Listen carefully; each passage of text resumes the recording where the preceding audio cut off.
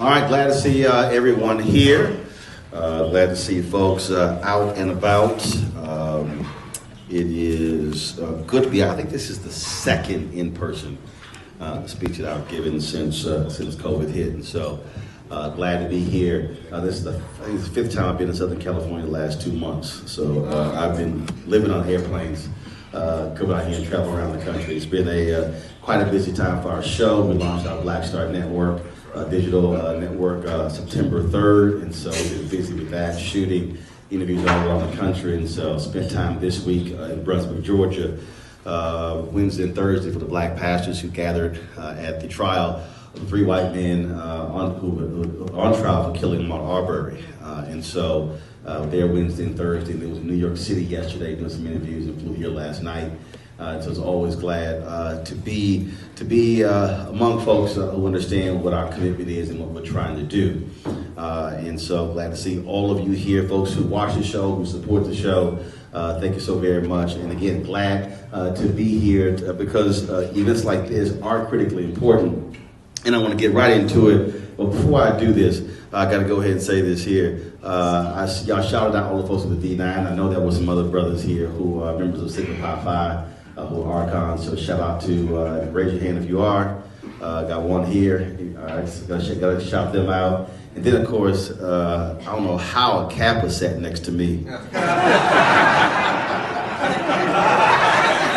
Said, what you say, pole mark or something like that, what y'all call it? Man, just call it damn president. Just got calling all the names. Just and he was talking the trash. I had to remind him. I said, without Alpha, y'all just cap aside. And I don't know why. He said, normally it's an Omega who says something stupid to the speaker before they speak. So always the first rule: leave the speaker alone until after.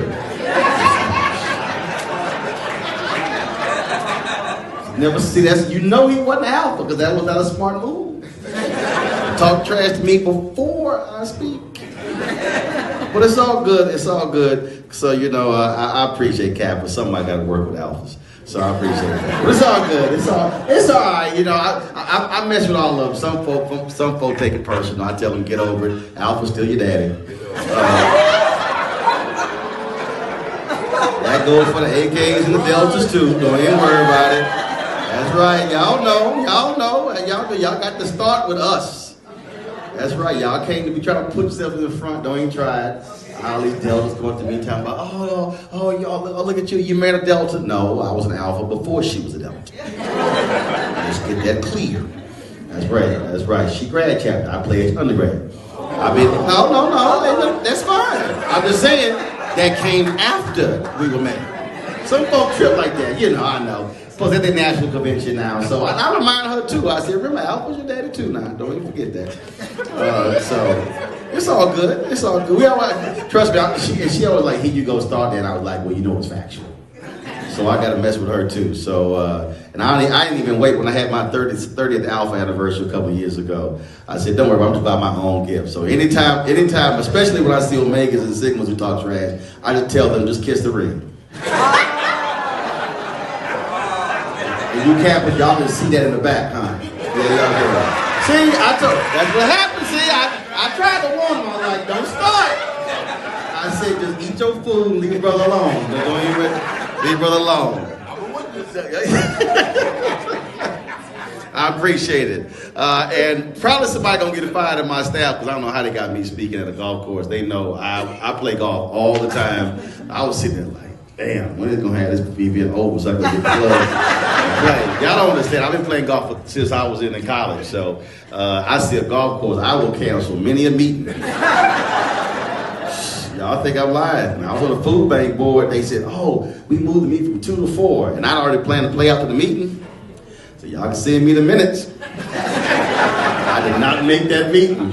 I was on a golf course, trust me. You can just give me 30 minutes heads up. That's all I need. You ain't got to call me 2 weeks in advance. That's how we play. We get it in. So And so we always are doing that. So listen, I appreciate the golf ball. See, I like that. See, my man said, I had a gift for you. Some Tyler's Pro V1s. I'm like, thank you. I said, plus, I see a smart man. He ain't bring no pinnacles or something like that and hard golf balls. See, those are good golf balls.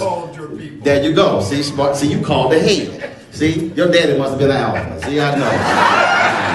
Smart man, smart man, smart man, smart man.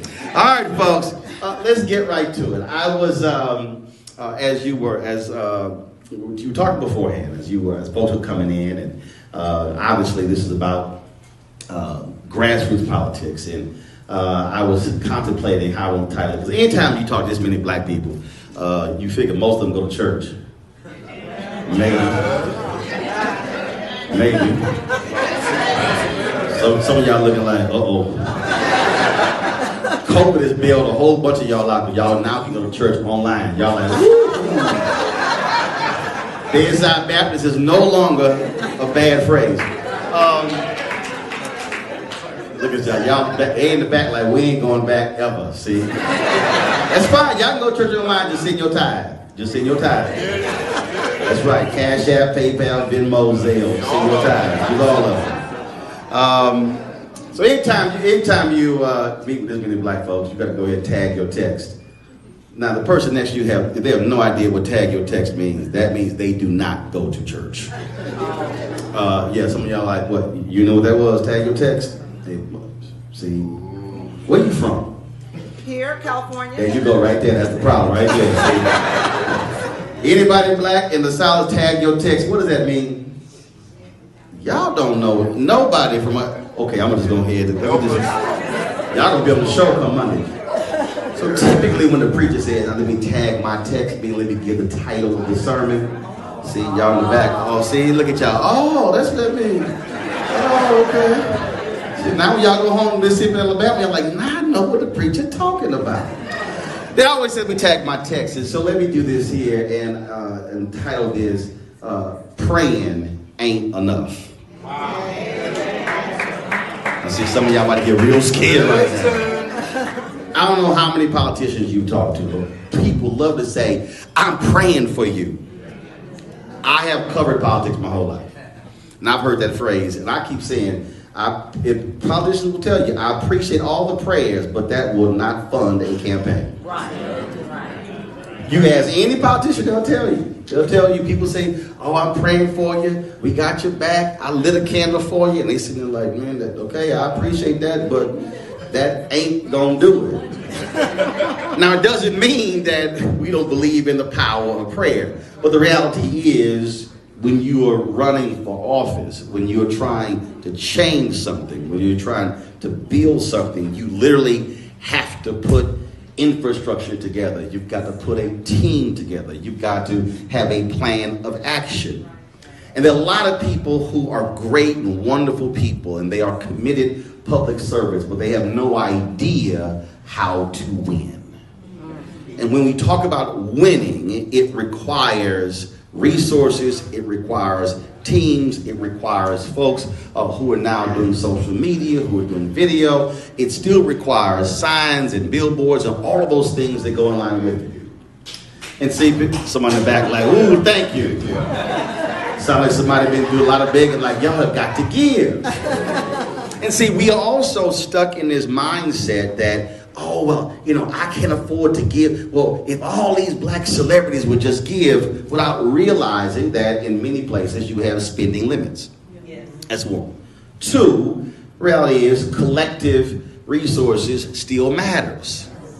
When Bernie Sanders ran for president, average gift was $27. If you look at when President Barack Obama ran for office, there were people who would give, some people were tithing literally $10, $20 a month. Well, over the course of a year, $20 a month is $240 a year. That money simply was adding up. And so you do that times 200 people, then you actually see real numbers.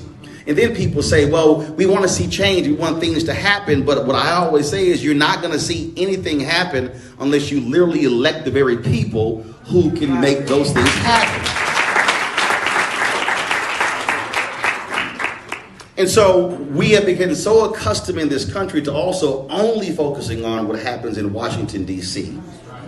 Or if you're in this state, what happens in your state capital, Sacramento, without realizing that nearly every person, not nearly every person is greater impacted by what happens locally. I'm talking about if you really begin to break down politics. I'm talking about in its most basic and simple form.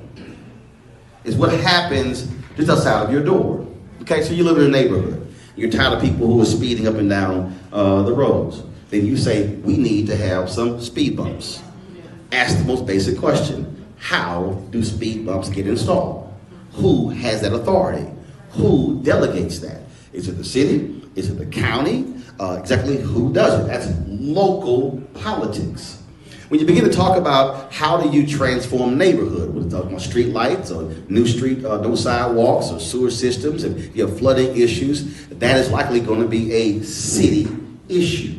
If you live outside of the city, who handles law enforcement? Typically, it is the sheriff. Those are local issues. And there are people who are walking around today who are utterly clueless about politics. And I mean people, not folks who don't have college degrees. I mean people who have college degrees and graduate degrees. People just don't know how to connect the actual dots.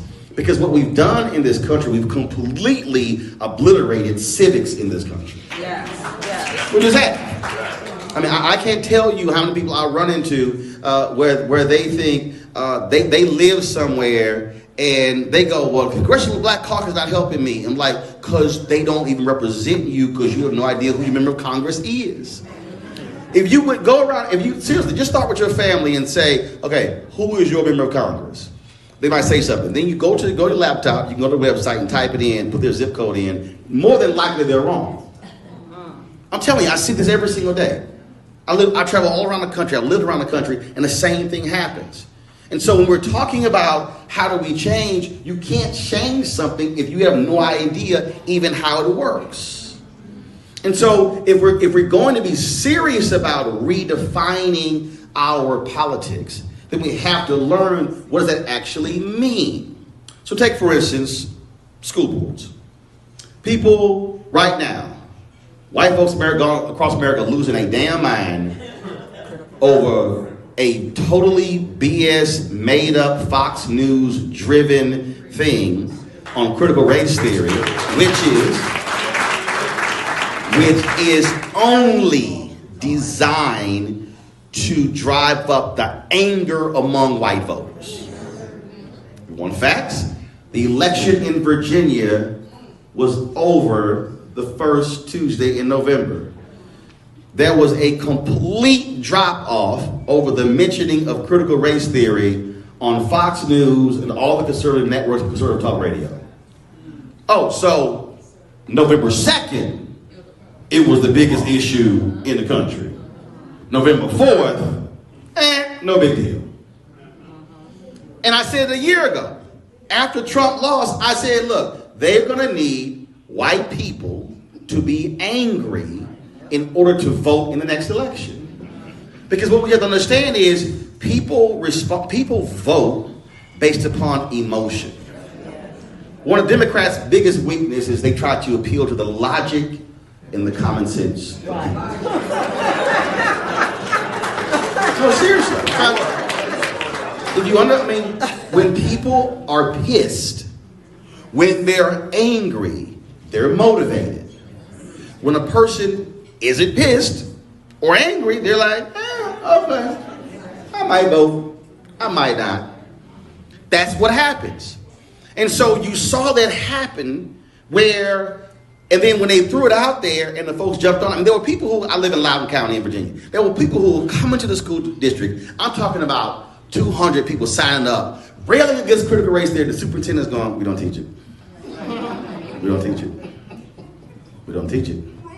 It's not in our schools.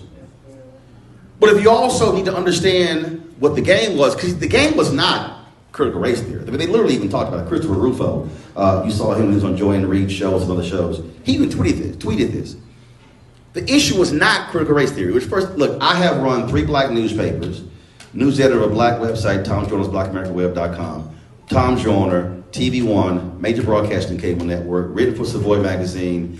This is my now 14th black media experience.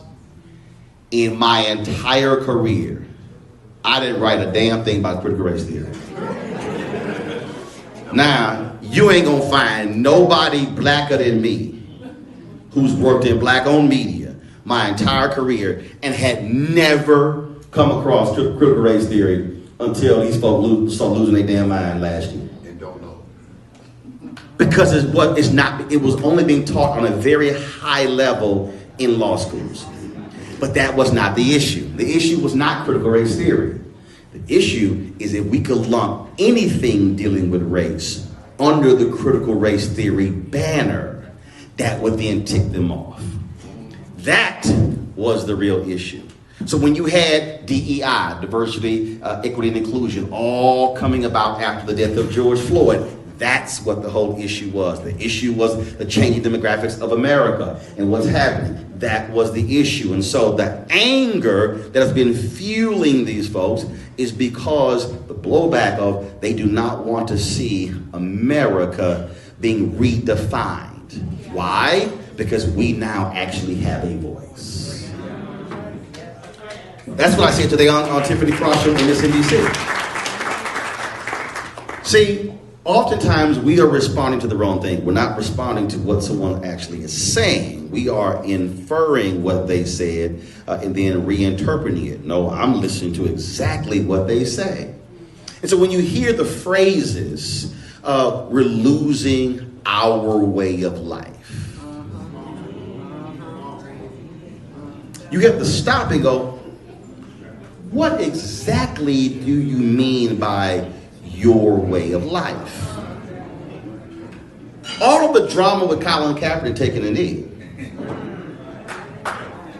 You see, people were not listening properly. This is not what it means to be American. Actually, it is.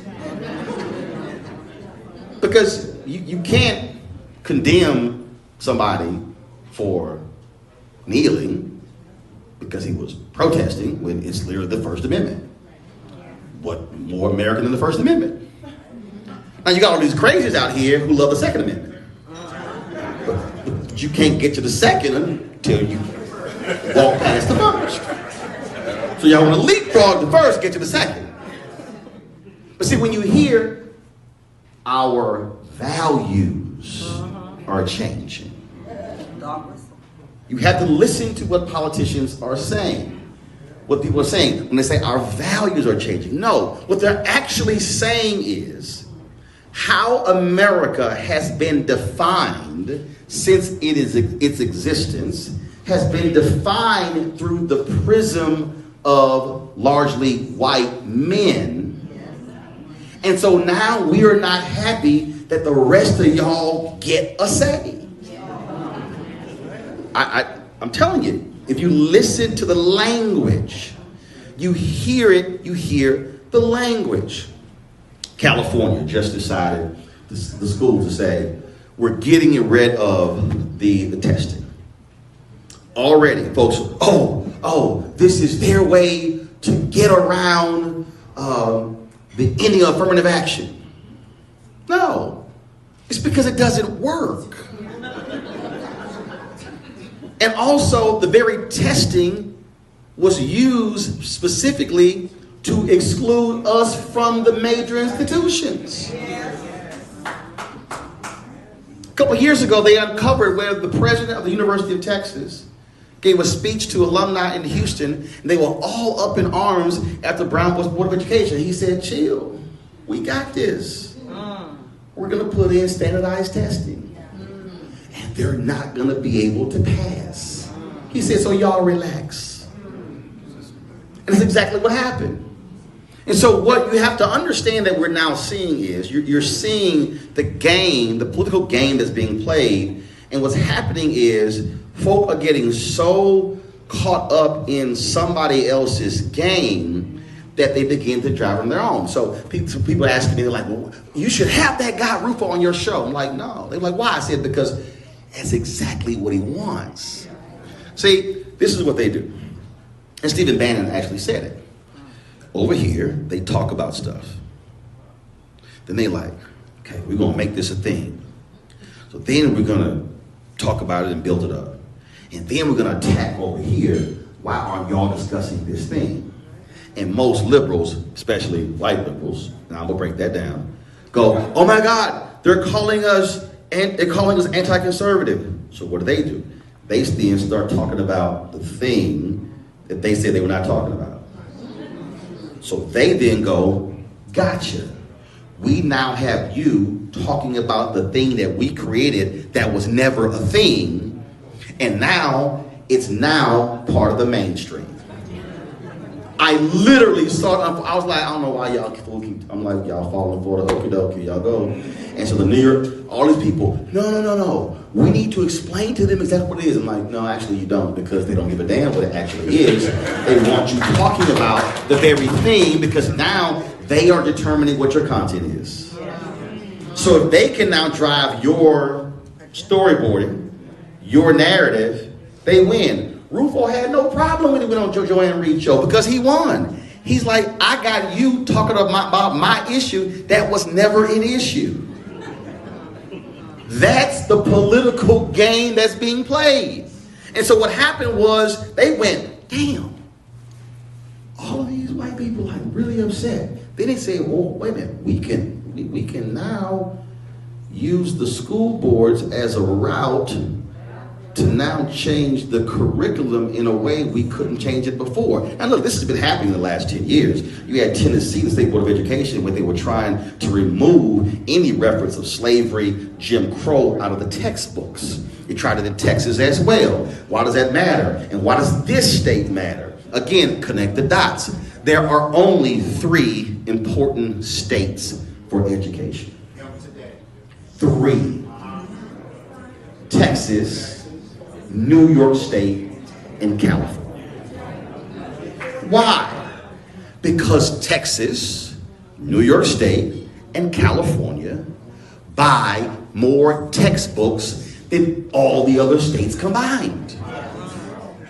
So when Texas, New York State, and California, if they can change the textbooks in one of those states, they literally are changing the textbooks in multiple states. That affects curriculum. And so their game plan right now is, how do you take control of the curriculum by going through your school boards? But see, is much deeper than even the curriculum. Because the reason this gathering is important, the reason why pooling resources together is important, because you now have to also understand what controls the economics of communities. So, your school district, how large is the budget? $800 million. $500 million. $500 million. The city council, how large is the budget? 285. No, the budget. How large is the city budget? 285. 285? 285 million? Yep. 500 million for a school district? How about the county? What, billion? Okay, let's say billion. That's 1.7 billion. Those $4 billion for county. 4 billion. Got it. 4 billion, 500 million, 200 and some odd million. Got it. It's 4.7 billion. Now ask the question, school board, how many bond initiatives have you had? School construction. Who has what contracts? Who controls the textbook contracts, the software contracts, janitorial contracts, the software contracts? No, not the teachers. No, I'm talking about contracts. I'm talking about the contracts, which is the money. So when you control the school district, when you control the board, you control the money. You now control who gets the money. You now control how the policies are written in terms of who you favor. Now you have people who go, oh, okay, fine, we don't want to use affirmative action. Okay, fine, we're going to change the rules, we're going to say we're going to give preference to businesses that reside within this zone. Well, if most of our businesses reside in this zone, then we then get a leg up on contracts. When you control the board, you can change the policy. If you look at most school districts around the country, the number of people who vote in school districts are lower than any other election, any other campaign. They're lower than city, because the attention that we pay more attention to presidential because it's national. It's all the media. Then you're talking about presidential, U.S. Senate races, congressional races. Then you go gubernatorial races. Then you go state races. And then once you get past that, the bottom just drops out. So you won, right? Who won on the school board? You did? What was the fine? What was the vote number? When I won, it's my, Oh, you had about 15,000 that particular year. yeah, A 15,000. little over 15,000. Okay. So how many people on the school board? 5, 5. Means 3 is the majority. yes. That means take over the school board. Let's just say 45,000 votes. Okay. You ran for school board. Total campaign budget. How much you raised? Campaign manager. 17,000. 17,000. Okay, fine. So that means that if you say, okay, if we want to take over the entire school board, we need to raise $75,000. Yes. Okay. I want you to think. 5 positions. 5 positions. If you say, fine, we're going to sit here and raise $25,000 per position, or you say we're going to run a slate. We're going to run 5 people. We're going to go out and raise $125,000, and we're going to fund each candidate with $25,000 each. Right. And then the goal was to win 3 out of 5. Yes. I went 3 out of 5. I got majority of the school board. This is just basic vote counting. Yes. Simple. And so when we're talking about power, look how much money people will then work together to bundle to raise for a congressional presidential campaign. That's great, that's wonderful. But the reality is, the amount of money, I guarantee you, if you run the numbers, you probably in this city, you probably raised more money for a presidential campaign. For one presidential campaign, that was not even a blip of the billion they raised, when literally you could have taken those exact same resources and taken over the entire school board.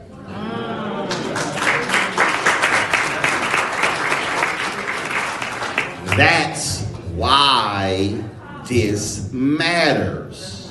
Now take the exact same formula and now go to the city. Yes.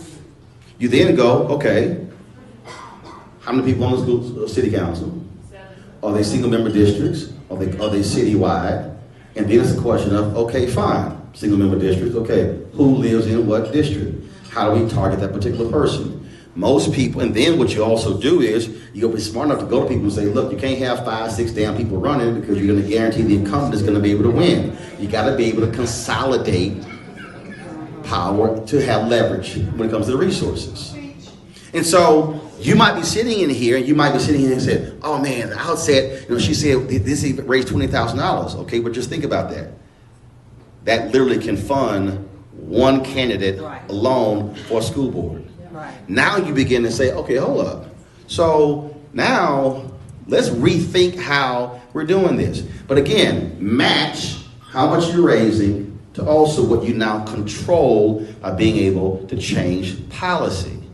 You have to then go in and break down the numbers. See, one of the greatest mistakes that many African Americans make is we approach politics from the perspective of we want to focus. And I'll throw it out there.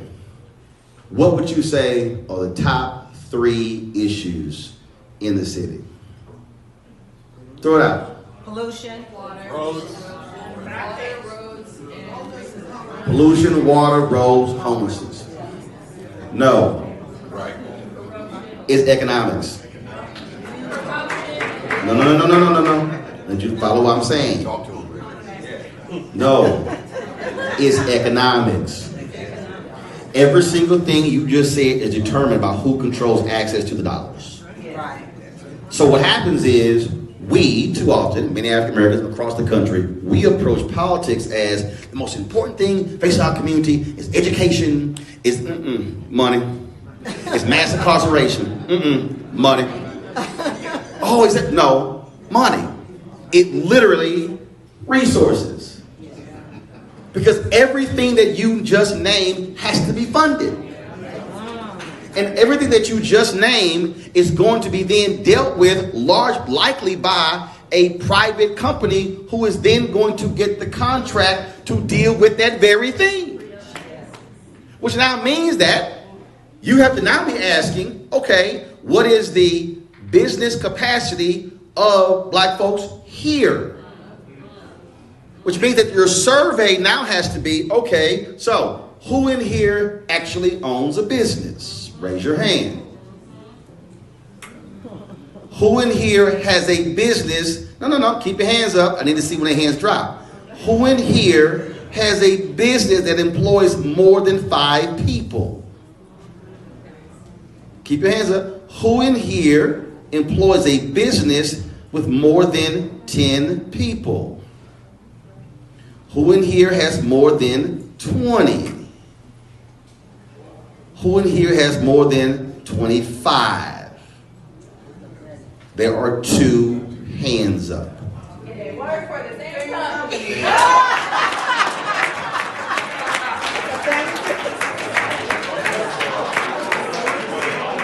Y'all work for the same company. No, but I need you to understand, pre-COVID, nationally, there were 2.6 million black-owned businesses in America. 2.5 million had 1 employee. They were doing an average revenue of $54,000 each. 7 years ago, we had 1.9 million black-owned businesses. We had 1.8 million with 1 employee, doing an average revenue of $110,000. That means that we added 700,000 more black-owned businesses, but the revenue got cut in half. So when people say we need more black-owned businesses, no, we need more black-owned business with capacity. Now, why does that matter? Well, if I'm talking about how do we access power and access economic power, you look at the contracting that goes on, if you're able to now tap into school board, city, county contracts, you're now able to grow and build businesses. You're able to grow and build businesses, you can employ more people. That impacts unemployment, that impacts wages, that impacts wealth. But more importantly, you now, by growing your business, now have the ability to actually fund more candidates. Right. Yes. It is literally controlling your own destiny. Right. This is how the game has been played. And so what we've done is, we have not done what Maynard Jackson did, who really understood this when he transformed the city of Atlanta. People talk about Atlanta being the Mecca. Remember, 1973, African Americans received 0.0012% of all contracts in the city of Atlanta. I didn't say 1%. No. I didn't say a 0.5%. I didn't say 0.25%. 0.0012% of all contracts. He said his grandfather taught him there were 3 B's: the ballot, the book, and the buck. He used the ballot and the buck to drive the very issue.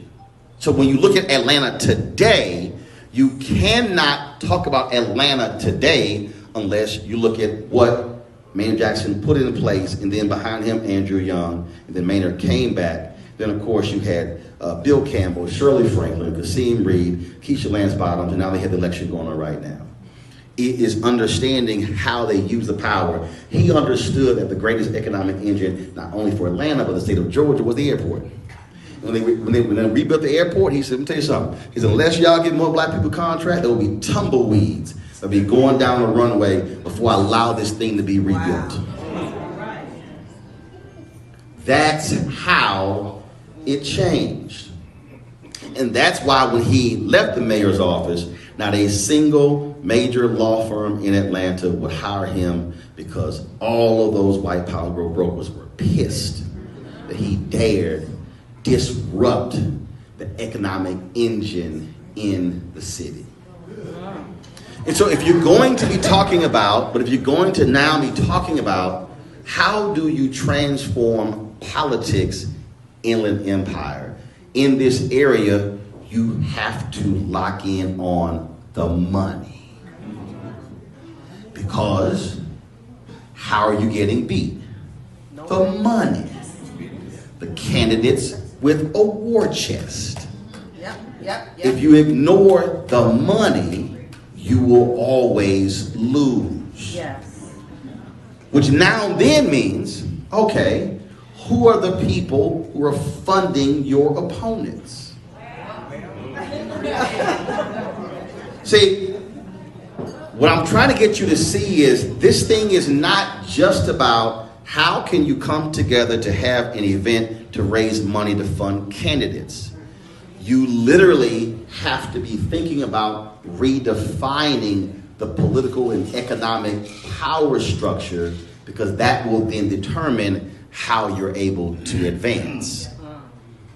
And so when you begin to study other folks, and so the question for me, it would be, okay, who gets the largest contracts in the city? Who gets the largest contracts on the school board? Who then are they funding? How many of us are supporting those very businesses? And then what are they funding in return to our community? So if you're pulling resources out of our community and then you're not giving it back, there's no return on investment, then we got a problem. Come on, y'all, listen. And so then when you now take, because I guarantee you, it always happens. Somebody sitting here, they're like, oh, okay, man, they sat there, all right, they shout out Divine Nine. Well, I ain't a member of Divine Nine. That's fine. Everybody's not a member. But I want you to understand that one of the greatest things that we have in our community is that we have organizational infrastructure that is grossly misused. If you read Dr. King's book, Chaos of Community, Where Do We Go From Here, which is one of the most phenomenal books, and I dare say one of the 3 most important books that should be on your library. This is what he wrote in 1967. It was published in 68, and it was the worst-selling book out of the books that he wrote. And the book also was not in print for 10 years after his assassination. For me, that was by design. You read this book, you literally will think that he's writing about 2021 and not 1968. What he says in the book, there are 4 institutions that are prime position for the liberation of Black America. The Negro Church, the Negro Press, he says fraternities and sororities, and professional and business organizations. So if you look in here, so I'll ask it this way, so whether it's Divine Nine or anything else, if you are a member of a largely Black organization, raise your hand. Okay. Put your hand down. That means that if you're talking about Divine Nine, Links, Laser Distinction, if you're talking about any number of groups, what Prince Hall Masons, what your Eastern Star, we can go on and on and on. These are all organizing entities with existing membership that are actually funded by themselves. They're not controlled by any external forces. If you take Divine Nine alone, no one funds us but us. Think about it. Yeah, you might have some corporate sponsors, but I'm talking about the reality is these are self-funded entities. Black fraternities and sororities actually represents the most sophisticated infrastructure in the Black community. Now, what I mean by that is you have to look at the organization, how are they set up? These are international organizations, national leadership, regional leadership, state leadership, grad chapters, undergrad chapters, and programming that goes all the way down to elementary school. We call that being horizontal, and vertical. Which means that if you are the general president of Alpha Phi Alpha, and when you make a decision and you press the button, it goes to every chapter around the world, and whatever that decree is it. If you don't abide by that, you can be removed or your chapter yanked. The NAACP doesn't structure that way. Yes, you're the NAACP headquarters in Baltimore. They have state conferences. They also have local chapters, but in many ways their local chapters are autonomous. Yes, they have to abide by a certain set of rules and procedures, but national cannot mandate nor dictate what they do. So what we have is we have organizational power that is only focused inward. I've said this to all of them. I gave the Brotherhood speech at the Alpha Convention 3 years ago in Baltimore. I said this to the Deltas, to the AKAs. We spend enormous amount of time and resources on bullshit.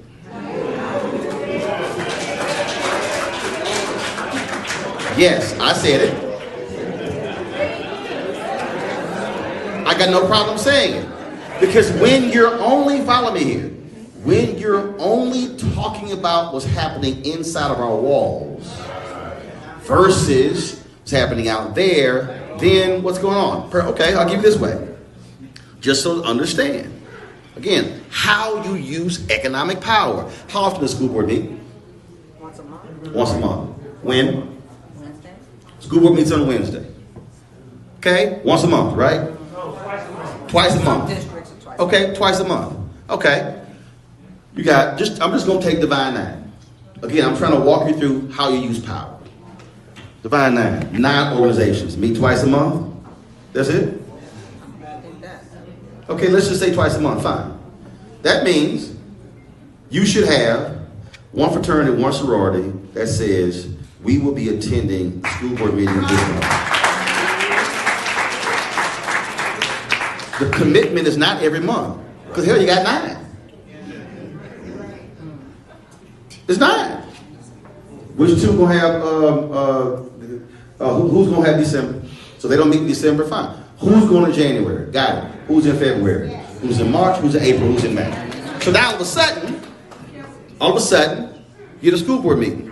They look up, who the hell these 20 people in black and gold?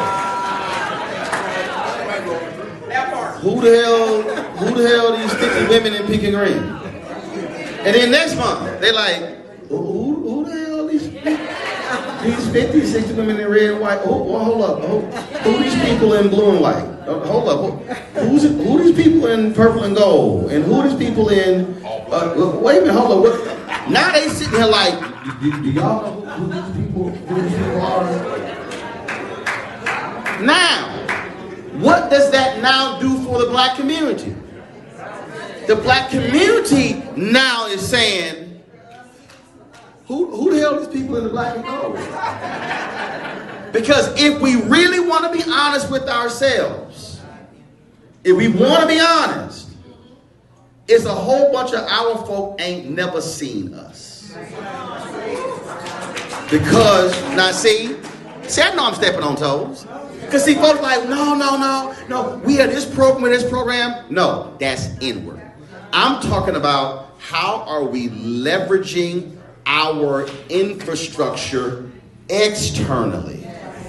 I'm talking about how do we use it to begin to say, yes, we're going to be funding this. Now see, here's the key. This is where Divine 9 get all screwed up. Folk go, oh yeah, but we can't impact our 501c3 status. No, first of all, the law says you cannot endorse candidates. It does not mean you cannot endorse policies.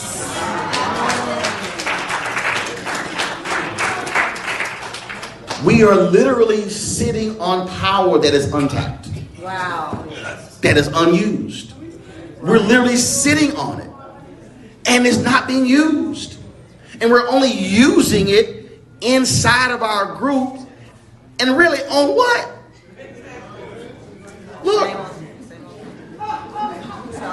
The head of the Boulay said, hey, Roland, he said, I want you to present at he said, the Grand Boulay. I said, I don't do bullshit, bro. No. I want you to understand. I know. I'm giving you the quote. The reason I'm trying to explain this to you is because that's part of the deal. I'm not interested in going to the Bahamas for the Grand Boulay in order to go to our event and go to a cooking deal and to go on a cruise. No, I'm not. I said, you can't tell me that you have this collection of black men that's supposed to be the be-all to end-all of all black male groups, the upper echelon of black men in America, and we ain't talking about a damn thing that's political, economic, and social. Right. I'm not wasting my time. And so what I'm trying to get us to understand is we need to stop patting ourselves on the back organizationally and then begin to say, no, how are we leveraging this power beyond? But see, this for me, this is not just with Divine Nine or the Boule or look. When the brothers came to me, they said, "Hey man, we want you to be a part of Prince Hall Mason." I'm like, "Cool." I said, "But you do know what's gonna happen when I'm in." I ain't here for meetings unless that meeting actually means something. Look. I'm a life member of the National Association of Black Journalists, 3-time board member. I get inducted next month to our Hall of Fame. When I got on the board, I told them I'm not here for games. I said if we're going to use our power as the world's largest minority journalism organization, I said then we're going to do that. So when we met with corporations, I said I walked in like we about to meet, and I had to deal with some of our people who kind of like, yo, Roland, I think you're a little radical with it. I said, yo, I'm not here to be cute. When I sit at the table of power, I need them to understand I'm not playing. And so we are approaching this with a hat in hand, mealy mouth, small, as opposed to walking in saying, no, I'm looking for major, significant, substantive change, and my ask is going to be so large, it's going to cause you to fall out your chair. I'm saying you got to be willing to look at your existing political leaders and say, if the mayor or the council members or the school board leader, if they are not up to the task, you must be willing to look somebody in the eye and say, we going to take you out at the next level. And let me be real clear. Let me be real clear. I ain't got no problem taking out somebody black. Let me say it again. Because I'm telling you, I've seen this game before. Folk like, I don't know, you know, that's a sister. If her ass ain't... If that sister or that brother is not advocating for policies that are specifically benefiting our community for good, they got to go. I see no difference whether they're black, white, Latino, or Asian. See, the mistake that we make is we go, yeah, but you know, that's our kinfolk. No, it's not. This is not about I want to get along with somebody. Right.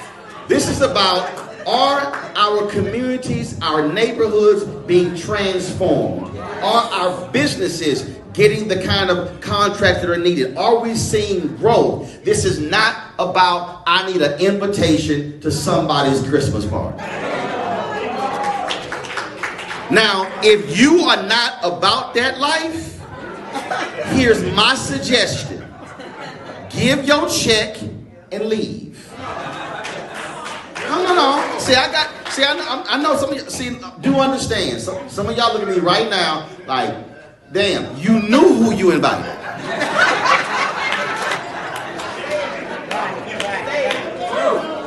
But the reason many of our communities are in the condition that they are in is because too many of us have been satisfied with status quo.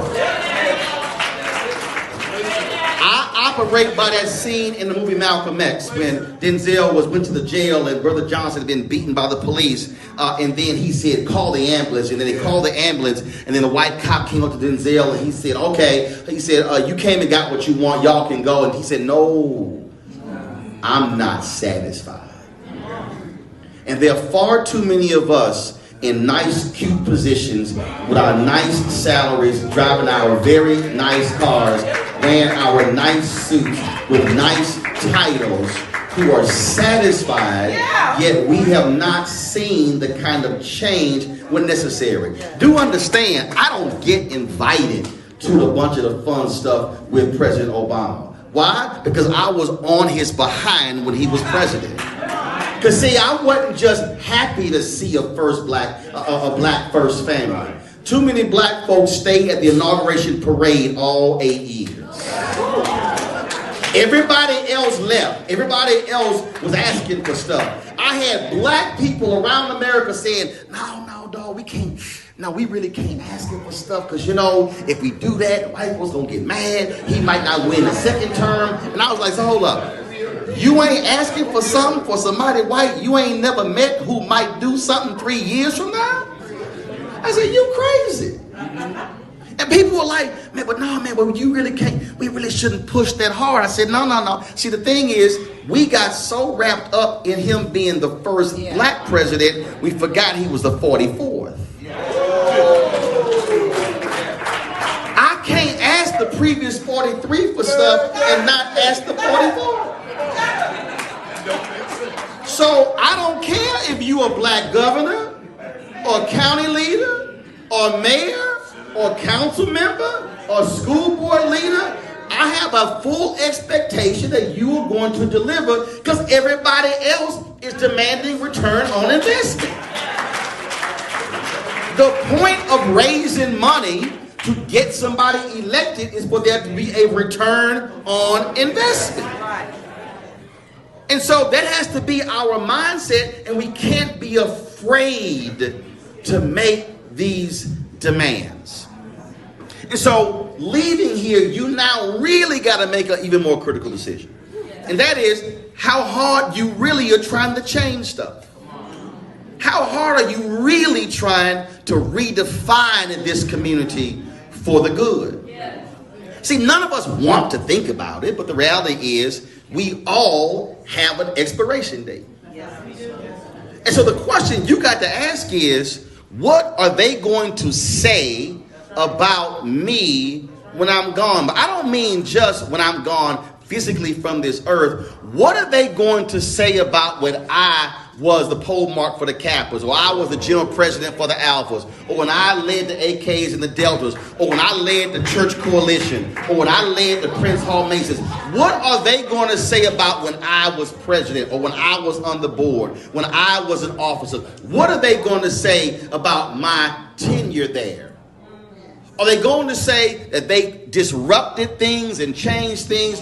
Or are they going to say stuff stayed the same as it always has been? I have no interest in anybody ever saying when Roland Martin was here, stuff stayed the same. See, I'm not afraid of them being afraid when I walk into the room.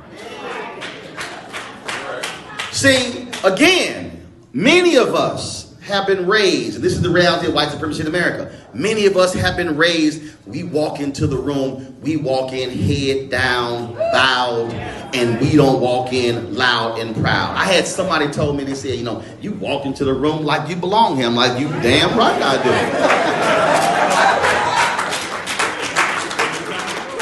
When I walk into a room, I want you to feel the presence. I want you to say, damn, he here. I want you to feel that. Because see, we can't keep playing this same. I'm telling you, I travel around the country. I cover news stories around the country. And what I see are too many of us who are so happy and excited just to be. That we look back and then stuff look the same. That simply cannot be the case. I'm not interested in people giving me no proclamations, keys to the city. I don't care about no resolutions. I mean, you can keep all that stuff. I want to know, does the city, the school district, does the county look different than it did before? And look, I'm telling you, I ain't afraid to hit nobody. If my mama and daddy was running something and I felt it was raggedy, mama and daddy would have a problem. I don't. We've got to have more people who don't give a damn about somebody else's opinion of them.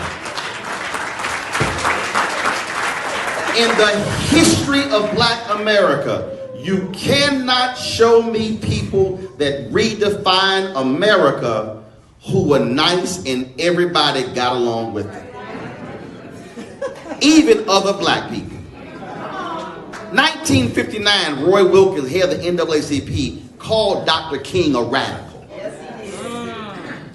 The head of the NAACP said he a radical. King was like, appreciate that.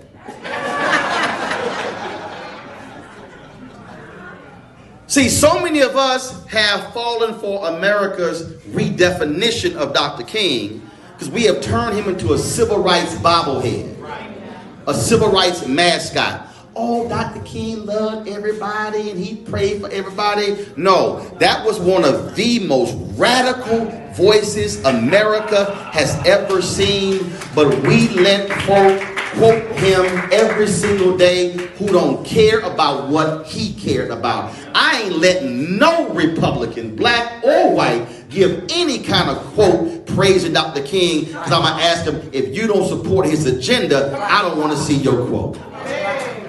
If you don't care about the poor, if you don't care about the disenfranchised, if you don't care about the downtrodden or the depressed, if you are unwilling to deal with the economic realities in cities, then I don't want to see your praise. Which also, I tell, look, I've done a lot of MLK events, and I've told many of the politicians, y'all can excuse yourself for sitting here praising the King if you voting against him when you at the meeting. We have to be willing to challenge power. Because Frederick Douglass said, power concedes nothing without a demand, never have and never will.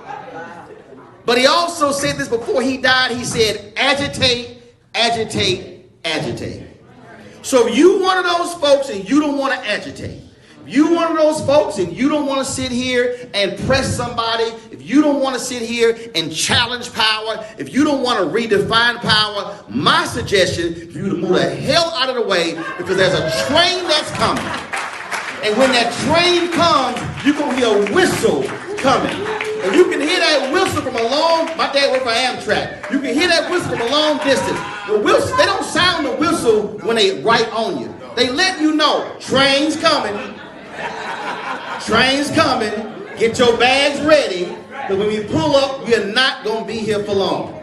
And so there's some folk here in this city, in this county, in this state that are unwilling to move out the way. Tell them two things going to happen. Either you move for us to move forward or you're going to get run the hell over.